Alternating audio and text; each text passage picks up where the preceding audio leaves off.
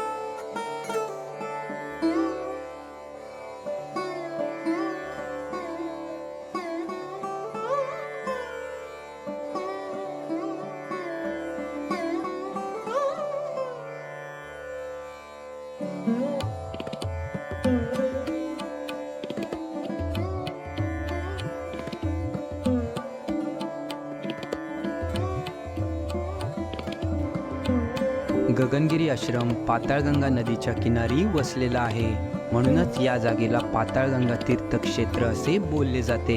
गगनगिरी महाराजांचा जन्म महाराष्ट्रातील सातारा जिल्ह्यातील पाटण येथे असलेले मंडुरे गावात 30 नोव्हेंबर 1906 रोजी झाला. श्रीपाद गणपतराव पाटणकर हे त्यांचे नाव होते. लहानपणापासूनच त्यांना साधू संतांच्या संगतीची ओढ होती. वयाच्या 8व्या वर्षी त्यांनी घराचा त्याग केला आणि हिमालयाची वाट धरली. नंतर ते गगनगडावर स्थिर झाले. अशा प्रकारे गडावरील स्वामी गगनगिरी महाराज म्हणून ते प्रसिद्ध झाले. पाण्यातील मासे सुद्धा दिसत आहेत.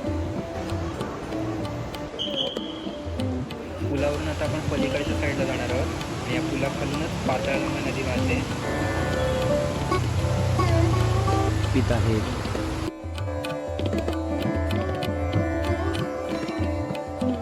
आपण आताच मठाच्या आतला भेटतात.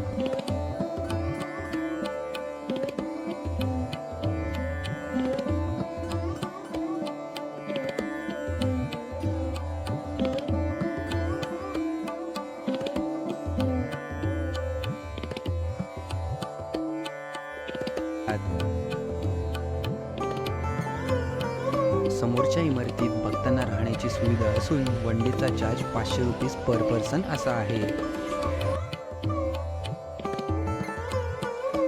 हे बघा मित्रांनो, येथे गगनगिरी महाराजांची योगा करतानाची मूर्ती आहे आणि साईडला नवग्रह सुद्धा आहे. अतिशय सुंदर आणि नीटनेटकी अशी व्यवस्था, जिथे भक्तांना पोटभर अन्न मिळते. इथे मिळणाऱ्या गरमागरम आणि खमंग अशा महाप्रसादाचा आस्वाद घेऊन तुमचं मन आणि पोट हे नक्कीच तृप्त होईल. तुमच्या मदतीला सदैव तत्पर असणारे स्वयंसेवक हे या मठाचं अजून एक वैशिष्ट्य म्हणता येईल.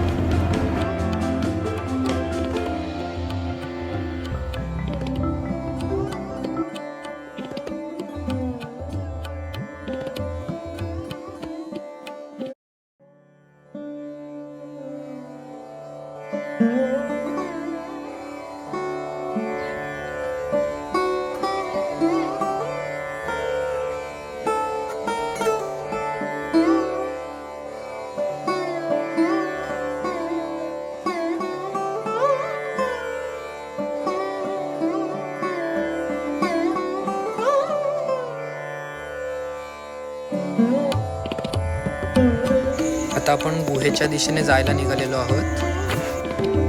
हेलिपॅडपासून 2 मिनिट चालत आल्यावर येथे प्रति केदारनाथजींचं मंदिर आहे. केदारनाथला जसं शिवलिंग आहे तसंच शिवलिंग येथे स्थापित आहे.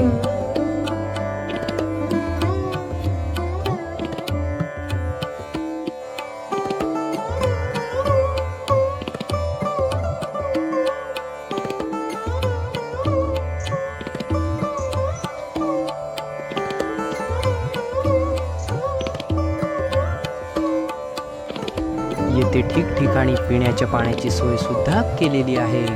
गुहेत जाण्यासाठी आपल्याला 15 ते 20 मिनिटे चालावे लागते आणि गुहेत जाण्याची वेळ दुपारी 1 पर्यंतच आहे. बोर्ड लावलाय. ही गुफा या मोठ्या पर्वतरांगांना फोडून बनवण्यात आली आहे.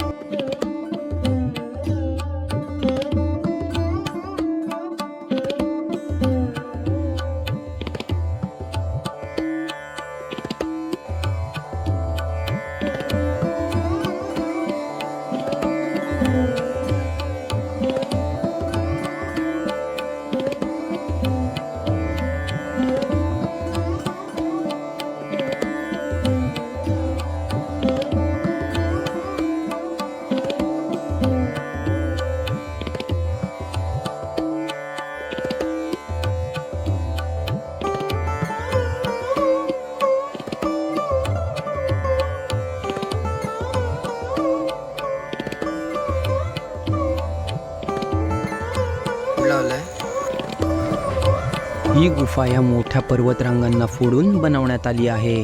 या ठिकाणी खूप शांतता पाळली जाते. येथे स्वामी गगनगिरी महाराज तपश्चर्या करायचे. तुम्ही येथे मेडिटेशन सुद्धा करू शकता. गुहेच्या इथूनच समोर आपल्याला हे काही अशा प्रकारचं सुंदर नजारा इथून